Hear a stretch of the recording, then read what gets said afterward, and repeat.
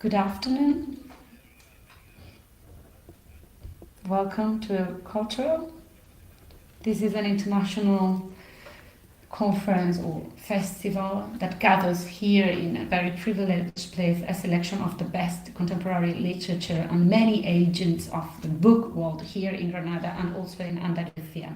And now we're going to enjoy a conversation entitled Kissing the Books between Salman Rushdie and Andrés Neuman.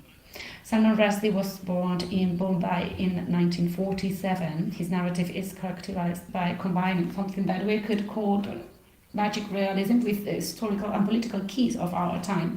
He's one of the best known contemporary writers, and he's been awarded many times with many different prizes. He's even been named Sir. His fight for freedom of speech was intensified after the fatwa of Ayatollah Khomeini condemning him to death because of his book, The Satanic Verses. So he has the capacity to articulate complex, exuberant narratives throughout a very rich and ironic language that is always in a permanent transformation. He works with English as an expansive language, and he's been one of the greatest influence of literature. His literature narrative is based in turning language into a form of resistance to the violence of the state, to the religious extremisms, and to any other kind of oppression. So telling stories is an ethical gesture. His presence here has a symbolic value as a flagship for the defense of freedom of speech, but also as with an aesthetic dimension, because he showcases a literature that believes in the coincidence of chaos and beauty, and in the possibility of using literature to erase any kind of boundary, and in order to create any kind of imagination worlds. So Andrés Neuman was born in Buenos Aires. He came to our city at the age of 14, and he started writing he started with the first tale about the dictatorship in his country. So in 1999 he was a finalist of the Heralde Prize with Bariloche, his very first novel, and that was considered by Bolaño as one of the authors that will be representative from the literature. And he also won many other prizes, Alfaguara for instance, lately. And his work is defined by the narrative intelligence that goes away from sentimentalism. He has very subtle characters, sometimes that are marked by the displacement or by the loss, and he creates spaces where intimacy becomes political and the other way around. And this conversation is a unique opportunity to have a conversation between two very interesting, very interesting authors that are going to have this dialogue.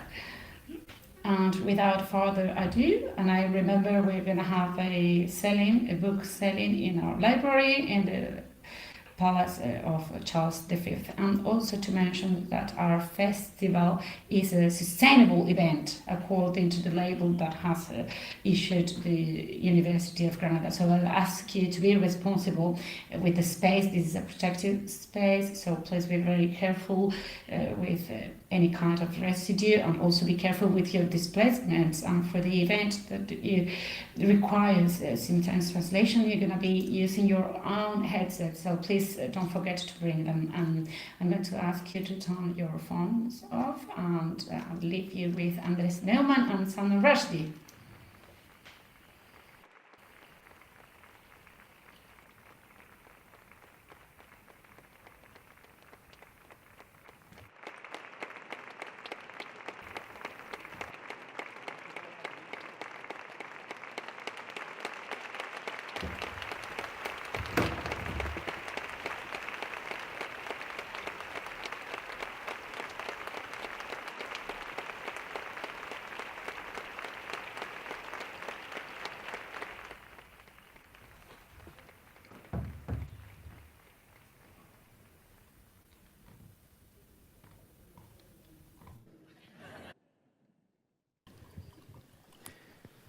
And nobody did. Yeah, there is nobody. Yeah, all right. Anyway, thank you all for coming. I'm very happy to be here. Hola, muy buenas tardes. Es un placer tenerlos aquí y es un momento especial y emocionante. And it is a además very lo special disfrutaremos moment mucho. for me, and I think we're going to enjoy it. Welcome, dear Mr. Salman Rushdie. I understand this is a very special place for you, both because it is, historically speaking, but as well because you've been here at least 3 times, I think. This is the 3rd time. Yes, I came here when I was 19 years old. When I was at college, 3 college friends of mine and me came for a little, very cheap holiday in Andalusia. We went to Córdoba and Sevilla and Toledo and ended up here. So that was my first look at this beautiful place. And then I came again, that was 1966. I came again 30 years later, in 1996, when the Spanish translation of my novel, Último Suspiro del Moro, came out. And I did an event here in a beautiful room in the palaces with Antonio Muñoz Molina. And now, so I come once every 30 years. Yeah. So now it's 29 years since then. So We can't wait for the next one. I can't wait for the next one. So welcome again here, Mr. Rushdie, and since you're such a masterful narrator, we're going to try to have a conversation under the form of a kind of flashback. We'll start with your most recent book, and then we'll go back to a few of the previous ones, visiting different stages of your work, if that sounds good to you. But first of all, let's have a quick look to the title of this conversation, which is Besar los libros, to kiss books. And you actually learn how to kiss books, both literally and poetically. Could you tell us how that came? Well, you know, in India where I grew up, there's a tradition in many families that if a holy book falls on the ground, whatever it is, that when you pick it up, you must kiss it in order to, in a way, to apologize. And in our family, that idea was extended to all books. So if you dropped a book on the ground, you had to pick it up and kiss it. And the only other thing about which that was true was bread. If you dropped bread on the ground, you had to kiss it, pick it up and kiss it. So I thought this is rather beautiful because it's 2 kinds of nourishment, you know. It's food for the body and food for the soul. Exactly. And That rings a bell. Worth kissing. That rings a bell here because Lorca once said, en cambio le daría medio pan y un libro. I would give them like half a bread and a book, like 2 forms, necessary forms of nourishment. Yeah, well, my parents knew it too. Maybe they read Lorca. So you were actually kissing knowledge and language, and maybe that's what you've been doing for whole of your life, beginning with your very first book, which was published, I think, like 50 years ago exactly now, until the new one. Yeah, half a century. It makes you feel so young. You are. So, in your last book, Knife, you mentioned 2 cases sadly connected. The case of the Egyptian Nobel Prize, Naguib Mahfouz, who lived under threat for so many years, and he refused to have any bodyguards of security measures until he was actually attacked.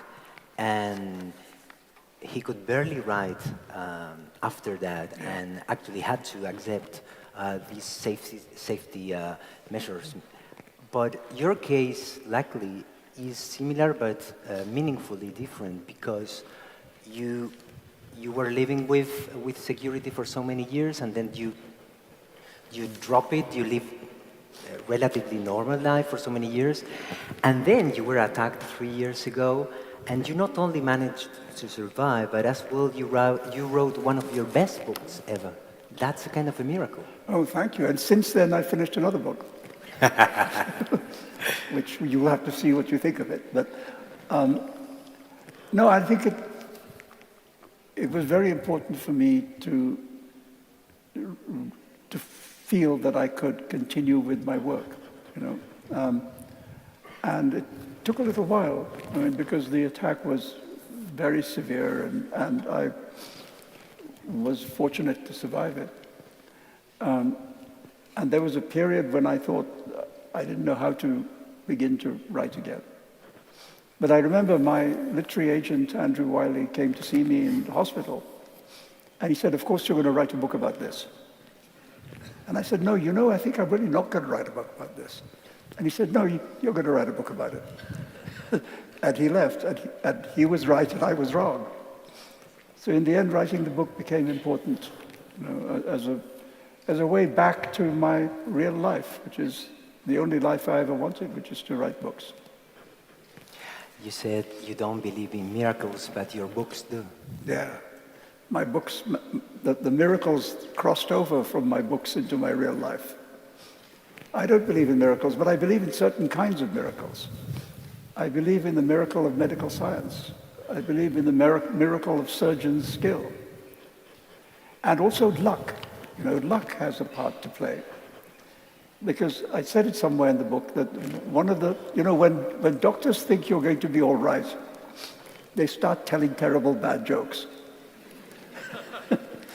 And one of the doctors in the hospital, when he thought, okay, I'm probably going to be okay, he said to me, "You know what you're lucky about?" I said, "No, tell me what's the lucky part of this."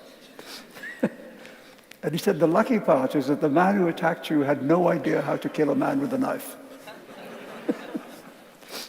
So that's why I'm saying luck. He missed various targets which would have ended the story right there. So luck and skill, you know, I believe in those miracles. And there's a couple of more miracles in your book and life. We'll talk about them later. One of the miracle of love your love stories, we're gonna get there. But there's also the miracle of keeping your sense of humor as a form perhaps of survival. Because, strangely enough, Knife is, in many parts, a really funny book, full of word games, meaningful word games, like this is a story of the I, me, yo, and the story of my I, meaning the I lost. You even joke with the nicknames of your nearly assassin, and you end up calling him Ass. But I think that the most beautiful joke you make is when you say, as the attentive reader have guessed, I did survive. Well, you know, humor is the best revenge, which is why tyrants and assassins, I guess, have in common that they can't take a joke. We know all about this in America. Yeah. Actually, in the end, after one of the most amazing chapters of your book, the one where you imagine a meeting between you and your nearly killer, which is an impressive piece of art, in my opinion, you end up summarizing it this way. There are people who have sense of humor and people who have not, and apparently your nearly killer didn't have any sense of humor. I mean, actually one of the things people don't often say about the Satanic Verses is that it's quite a funny book. And I think it's because what happened to it was not funny. It was assumed that the book couldn't be funny. But actually two things happen when people read that book. This happened to me many, many times. The two things people say, the first thing they say is, "Where was the dirty part? Because I couldn't find it." And the other part was, "Who knew that it was funny?" And I said, people who read it know that it's funny. People who don't read it are the people who attack it. And I used to be annoyed about the fact that the book was being attacked by people who hadn't read it. And then I thought this very often happens to books. You know, when James Joyce was accused of being a pornographer, it was quite clear that people who did that had not read Ulysses, because the book is very great, but its capacity to arouse people sexually is probably quite limited.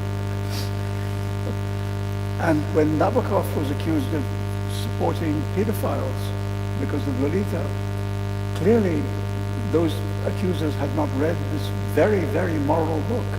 You know? So then I thought maybe that's necessary. In order to attack a book, you have to not read it. Just like it happened with your attacker. Yes, he himself admitted he hadn't read your books, maybe 2 pages and a couple of interviews, and that was all. Yeah, which I thought if I was writing his story as a novelist and showing it to my editor would say, this is not sufficiently motivated. You know, you're not offering a sufficient reason for him to carry out. I mean, murder is a big deal. You know, murder is a serious crime. And this was a person with no previous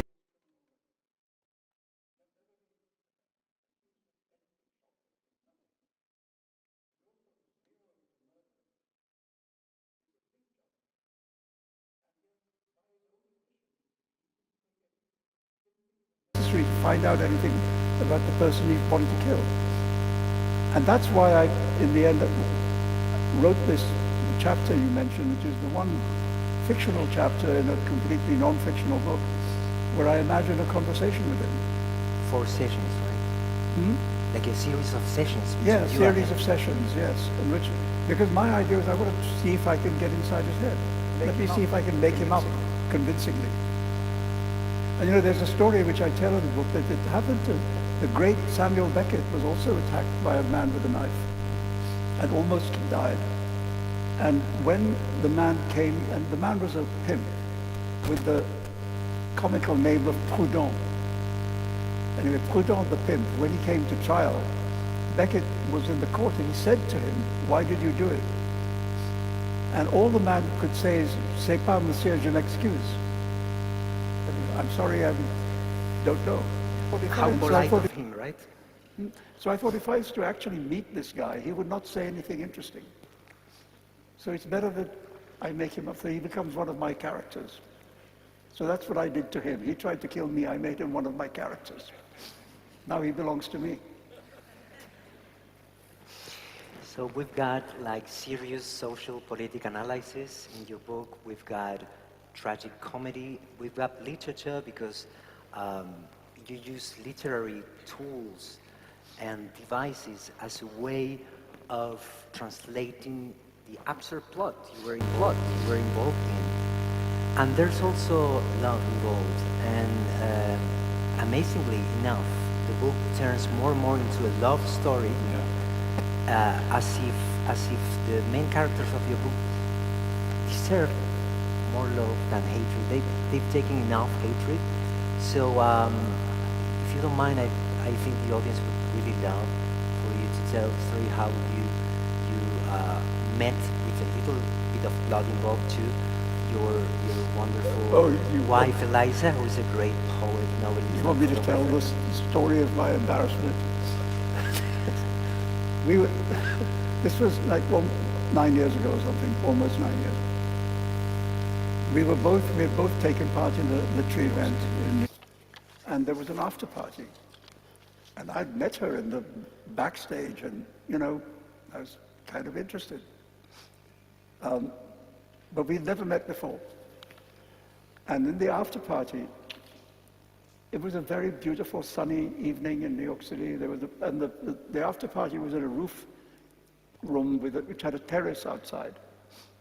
So I said, let's go out on the terrace and look at this. You know, New York City at night is very beautiful. And so we went towards the terrace, and there were these sliding glass doors. And she went out through the open sliding glass door, and I assumed that the other one was open. But it was closed. So, and you know, when you don't know that there's a door in your way, you just walk into it like that. So I smashed into the door, and I fell on the floor, and my nose was bleeding. And people were going, oh my God, Salman Rushdie's fallen down. And I was just telling myself, do not faint. Just don't fucking faint. But I didn't faint, and then I got up. And I was embarrassed, it was embarrassing. So I thought I should go home now. So I said, okay, I think I'm going home. And Eliza came down with me to make sure that I was okay and that I could get in a taxi and so on. And then she got in the taxi. And the rest is history.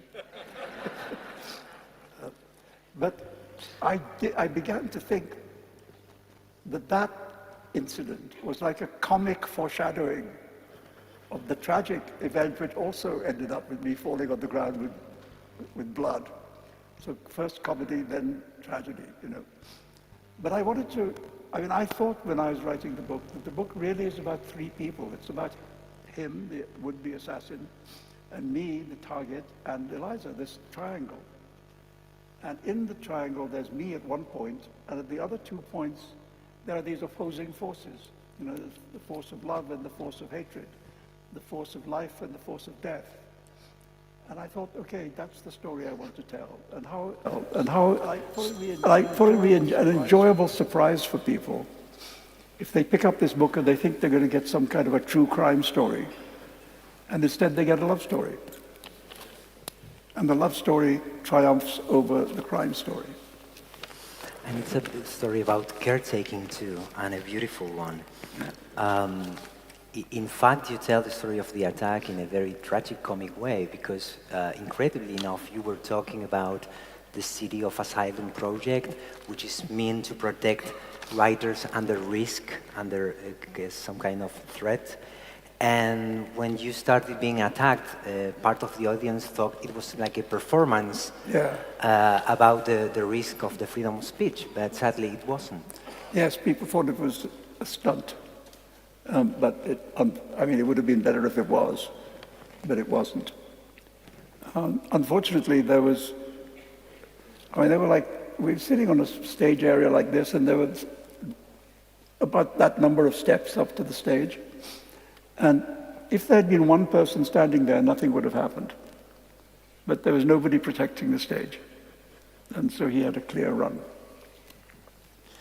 unfortunately. But as I've said, he had no idea how to kill a man with a knife. So he's in jail and I'm in the Alhambra.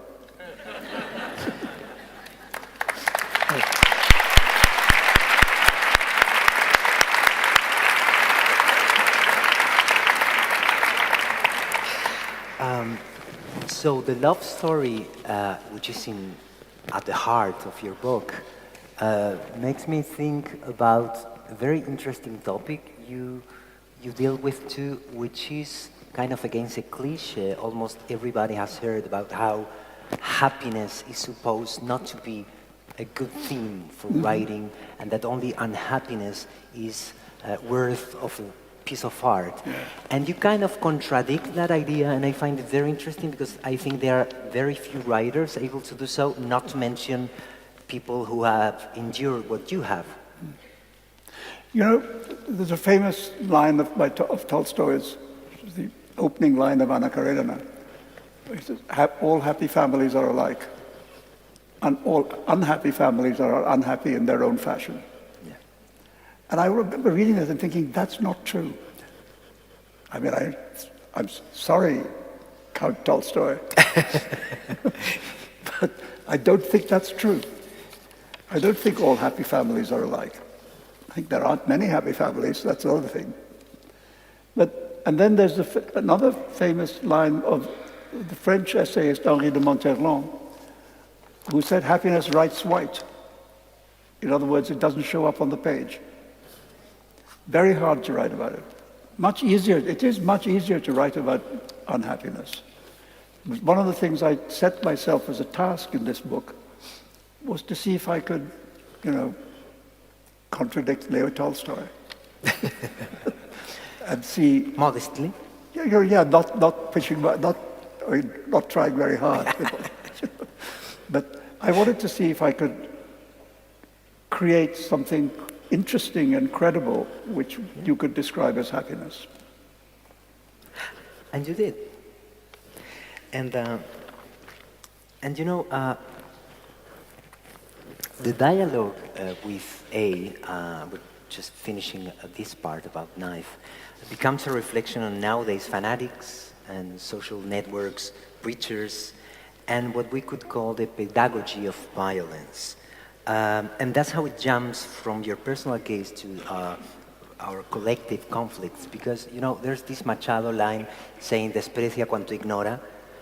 They hate everything that they ignore, and that seems to be the case not only with this particular person, but as well as kind of a collective conflict of nowadays, and your book seems to be trying to fight against that. You know, I think so we live in this strange moment in which, for some part of society, culture has become kind of the enemy. Education, art, thought, these things are considered to be wrong, bad for you. It's a strange inversion of reality. You know, so we live in this upside-down world. And this is why when people accuse me of magic realism, which happens from time to time, I say that what strikes me as magic realism is narrative in which nothing weird happens, in which everything is normal. People fall in love, fall out of love, get married, get divorced. That seems to me like fantasy. Because really the world is bizarre, and it's getting more bizarre every day. So to write bizarre fiction is more truthful than to write not bizarre fiction. That feels like escapism. So I think I'm a completely realist writer. You know, because when people say magic realism, all they actually hear is magic. They don't hear realism. Whereas actually the point of it is that it's true. And talking about the magic of reality, you've been sometimes compared to kind of a Sherazade from the Arabic Nights, or 1001 Nights, we say in Spanish. But Sherazade actually saved her life by telling stories, whereas you were threatened and then almost killed because you were telling stories. So you're a kind of a anti-Sherazade. Anti-Sherazade. But what you did actually tell is many, many stories. So we can jump to one of the most important ones, which is Midnight's Children. You were born in 1947, sorry to mention it, and but everybody knows anyway. And I'm not ashamed of it. You should be proud, because that is the year of the independence of India. Yes. And Midnight's Children begins with a kind of a magic event that is a few children that are born exactly at that midnight, particularly the protagonist, Salim Sinai, who get some magical powers from the fact that they are being born exactly at the same time as the Indian independence. Yeah, what I thought is that the independence of a country from more than 200 years of colonialism is a kind of wonderful thing. And so I thought that the children born at that moment should be wonderful children. And that's how that idea came about, just that they should, in a way, represent the wonderment of the moment. You know, the first children to be born free in India for 250 years. I was born in June of 1947, and the independence of India and Pakistan happened exactly 8 weeks later. And when I was a kid, my parents used to tell this terrible joke. But they said, you know, Salman was born, and 8 weeks later the British ran away. And I thought, is that funny? But then, in a way, they did me a favor, because I remembered this joke. And at a certain point, I thought, supposing there isn't an 8-week difference. Supposing it's the same time. Squash away the 8 weeks into the same night. Then what? And then I thought, well, that means that the child and the country are kind of twins. And you have to tell the story of both the twins. You can't just tell the story of one of them. So the book expanded colossally from what I had first thought, and took me years to write. I was very moved by the fact that those children have a kind of very prominent physical imperfections, which are linked with their magical powers. Of course, Salim has a big and dripping nose, and because he smells everything, kind of, he guesses everything, and perhaps has an excess of sensibility, right? Yeah, he can smell emotions, he can smell fear, he can smell love. Can you? Can you? Only on Tuesdays.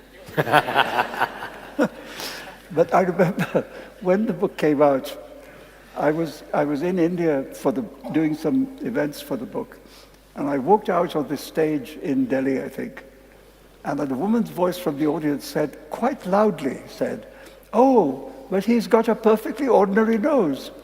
What a disappointment. You know, I thought, really? Perfectly ordinary? I think it's quite a splendid nose. But what she meant is that I didn't look like the character. She assumed that I would arrive with this colossal kind of Pinocchio nose, and was disappointed that I was not him. Shiva, another character, was born at the same time as Salim and has an incredibly large knees, and knees are usually involved, in fighting or praying. So, their own way, they are kind of sacred parts of the body. And they were exchanged at birth, so in a way they had each other's lives. And then, when the book came out, another extraordinary thing happened. There was an article on the Indian sports pages which said that the legendary Indian captain of the cricket team, Sunil Gavaskar, that it happened to him, that in the hospital where he was born, the nurses made a mistake and brought the wrong baby to his mother. And fortunately, his uncle, the mother didn't notice, but his uncle who was there said, "This is not the same child as yesterday." And they were able to correct the mistake. But I thought, you can't make anything up, it's all true. Even the captain of India at cricket can be exchanged at birth. So why not my kids? Then we've got Sundari, other of the Midnight Children, a girl so impossibly beautiful that her own mother gets blind, giving her birth. And strangely enough, her face will suffer a knife attack, and her fate changes. Yeah, well, so knife attacks have been prefigured in early work of mine, which didn't mean that I wanted it to happen. Yeah, you talk a lot about foreshadowing, right? Like premonitions, dreams. If you write enough books, you foreshadow things that are going to happen. I mean, I was so young when I wrote that book, I had no sense of being vulnerable, I mean, I was 28 or something when I started writing that book. I was 33 when it came out. When you're that age, you feel immortal, and then you discover that you're not.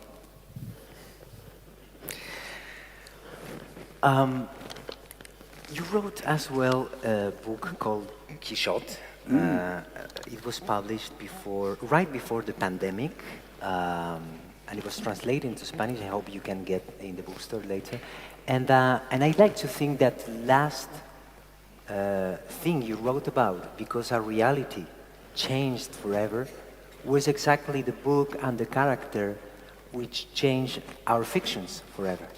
Well, I'd been living in America for a long time by then, and I finally felt ready to take on a big canvas novel about what America was like and what was happening across the country. And so I thought two things. I thought, first of all, the idea of the road novel is very central to a lot of American fiction. So I wanted to write a road novel. And I thought, what's the greatest road novel ever written? And the answer is Don Quixote. So then I thought, I have a character who is an Indian-American character who is deluded in many ways, not unlike Don Quixote. deludes himself into thinking things are possible which are not possible, and that he's something which he isn't. And he uses Quichotte as a pen name to write to a woman that he's obsessed by and who thinks he's a stalker. I often thought that if Don Quixote was pursuing his love now, he would be considered to be a stalker. Because he didn't know her. She didn't know him. She wasn't interested in him. And times have changed. Dulcinea might also have been, she might have been more hostile. Anyway, so I had this road novel with a kind of fake Quixote character. And it just gave me a way of exploring America on a widescreen canvas. And one of the things I think about Cervantes' great book is that, Don Quixote is kind of nuts. He's kind of crazy. But by the time you reach the end of the book, you think he's saner than anyone else. And you kind of love him. And that beautiful line really near the end where he sees his insanity and he says, "I've been looking for this year's birds in last year's nests." Gorgeous line. And I think it's impossible to reach the end of the book and not be in love with him. And I wanted something of the same to happen to my character, that although he's foolish to the max, I thought by the end of the book, maybe he's not so foolish. Maybe he's smarter than you think. And maybe he's more lovable than you think. At least I hope that's what people think about it. And he doesn't ride a horse, but a Chevrolet. And he's got a very beaten up Chevrolet. It's like, Rocinante is a pretty beaten up horse. And the Chevrolet is in bad shape too. And finally, there's a kind of a secret working to the title Quixote, because both in French and English you pronounce it like that, Quixote. Mm-hmm. But Quixote has another unexpected meaning too, right? Well, it depends how you pronounce it, doesn't it? But there's a key and there's a shot in it. So you can make your own meaning up from that. And the book plays word games because I'm unfortunately addicted to word games, so they show up in my work. And you're addicted to turn famous quotations into huge, beautiful plots. I was thinking about the Moors last time. Being where we are now, we can't omit this book, mostly set in your native city, Mumbai. And the title, as you said, is taken, of course, from the famous Sultan Boabdil's story after surrendering his Muslim kingdom here in Granada. Could you tell us a bit about your research, your personal research about this story and the meaning? Well, it started with, what I was saying, that I was here when I was 19 years old and still at university. And what I was studying at university was history, was my subject. And so that's where I first began to be interested in the subject of Al-Andalus, and of the end of that, of the fall of this place to the Catholic kings, So I just thought I want to find out more about it. I also really liked his evil mother, who, when they're retreating from the Alhambra, and they reach the point, which is now, I think, a gas station called Suspiro. She says to him, "Well, may you weep like a woman for what you could not defend like a man."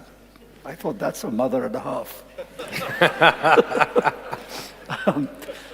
So I got interested, and it just stuck in my head. And that idea of commingled cultures finding uneasy ways to live together, or good ways to live together, or ways to not live together and be at odds with each other, that subject of what happened in Moorish Spain,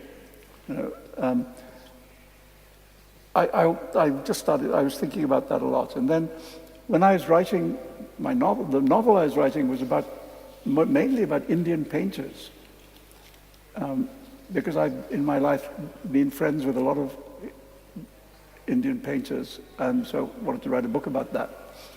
And one of the Indian painters, like me, is obsessed with the Alhambra Palace.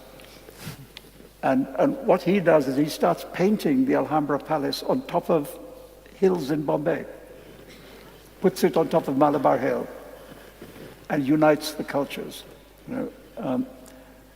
So I finally found, because I didn't know how to write about, I thought it's not my subject to write about. I'm not Spanish, you know, I'm not from the region.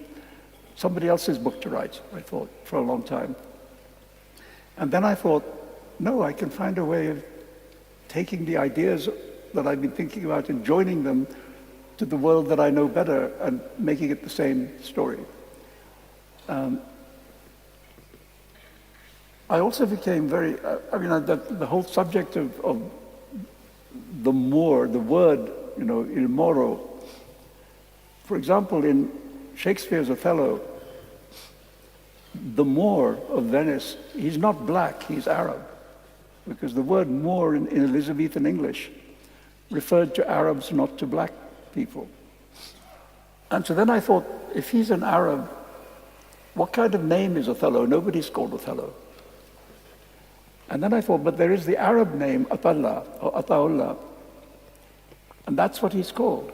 That's his name. And then I thought, that's also my grandfather's name. So my grandfather became Othello in my imagination. So I've been juggling around these things, these subjects for a long time. And as I say, I came to Granada in 1966 and the Moors Lasai came out in 1995.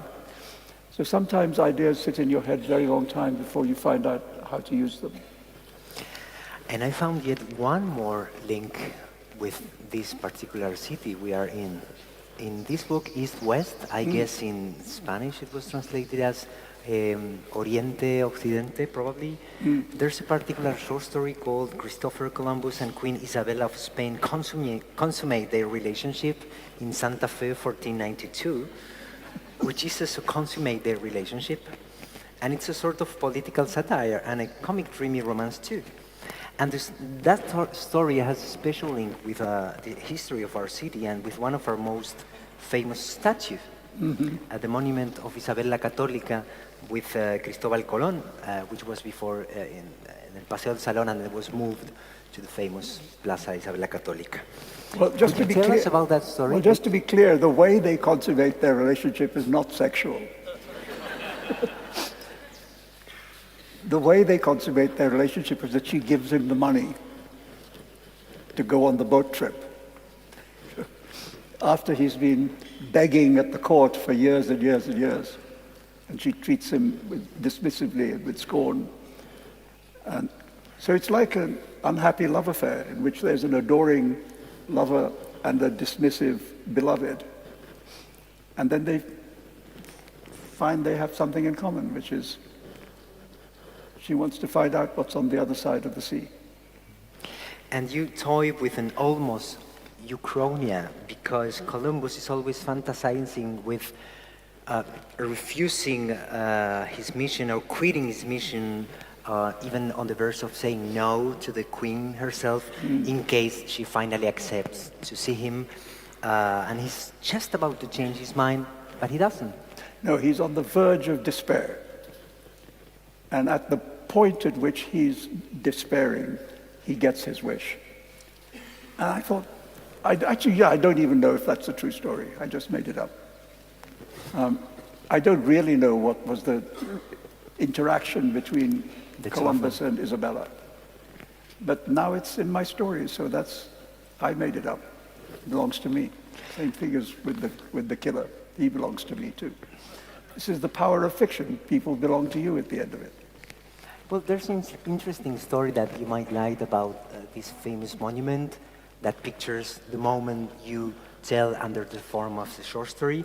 The famous Isabel la Católica statue was meant to include Boabdil too. but the idea was dropped. So he disappeared from the statue. Disappeared, as he did from history. So let me please finish where we started, knife. In part 3, you mentioned the marvelous place we are at now, the Alhambra, among the visions you were having during your first days at the hospital.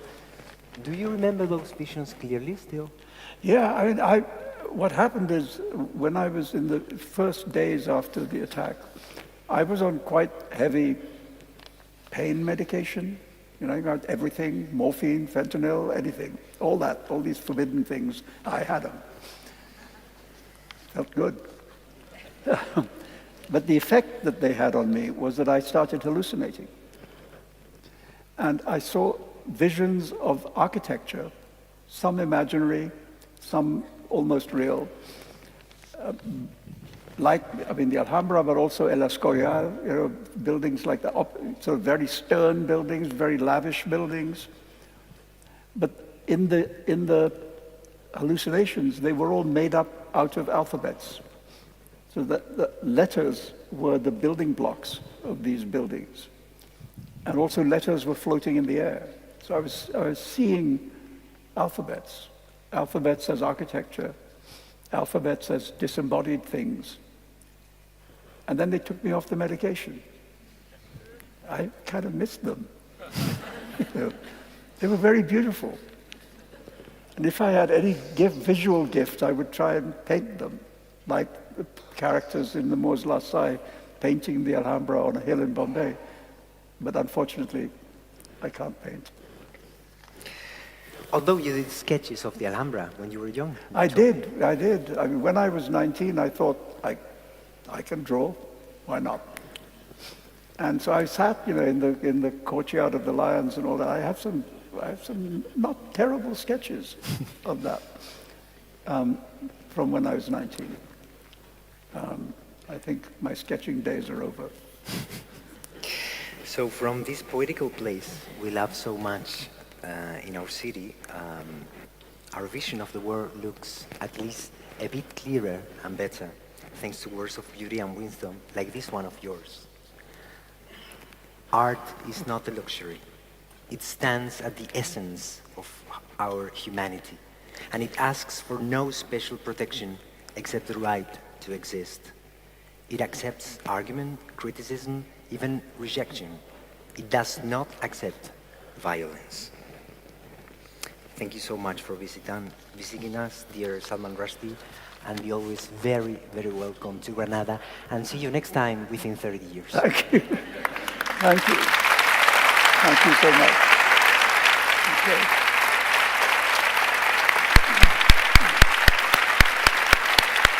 Thank you. They all disappeared.